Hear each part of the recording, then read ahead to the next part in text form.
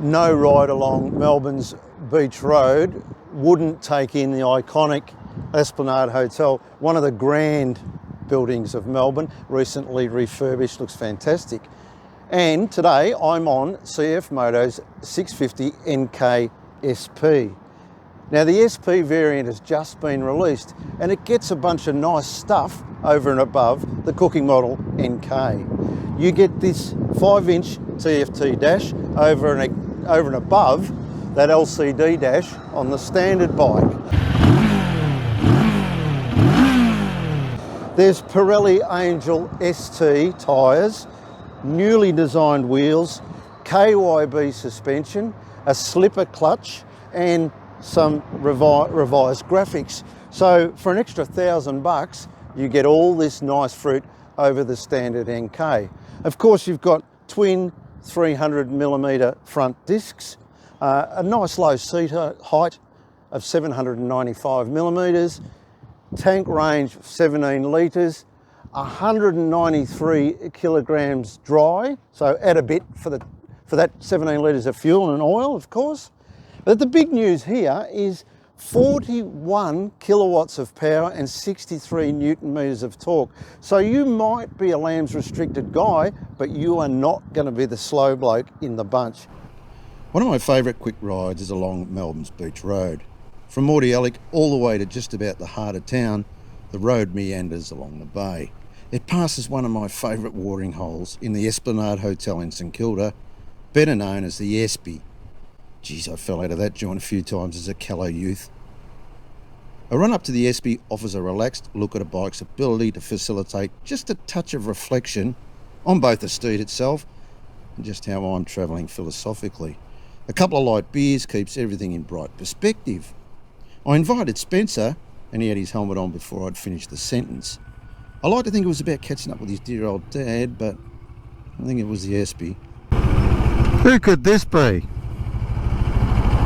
Who knows? That's a rugged melon, isn't it? Sorry? Who is it? It's Spence. Hello, bro. How are you? What's a man got to do for a coffee around here? I don't know, but I'm in.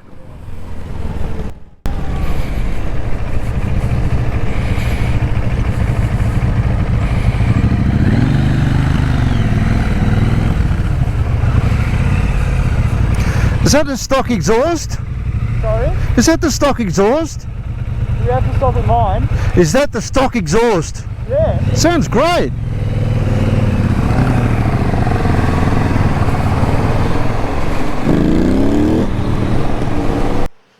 So there's a bit on a ride like this.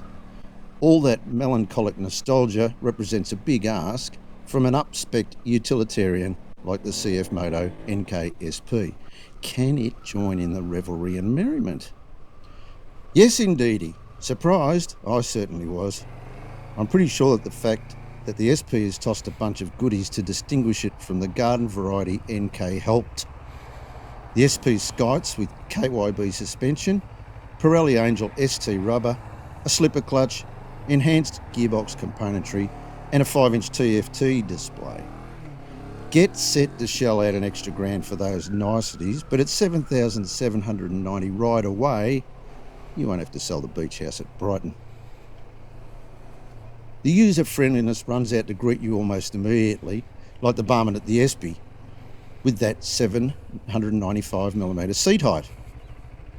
Flat feet at the lights is always pleasant, especially in the slip and slide of a Melbourne winter, and the bonhomie continues with a pretty good dose of legroom, aided by relatively highish bars.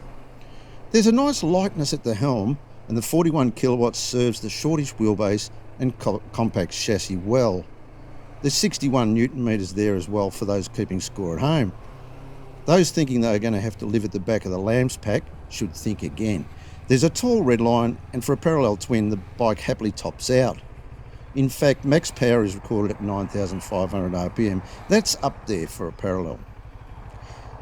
Downside, switchgear is a little down home, feeling plasticky and lightweight, but that's about the only whinge in regard to cost saving. So, a run on an iconic Melbourne road that really suits the brief, a view across the bay on a sunny day from the Espy window, and a chance to catch up with motorcycling loved ones. top marks from the Infomoto judges. So let us know in the comments section, what do you think about CF Moto's 650 NK SP? But wait, there's more.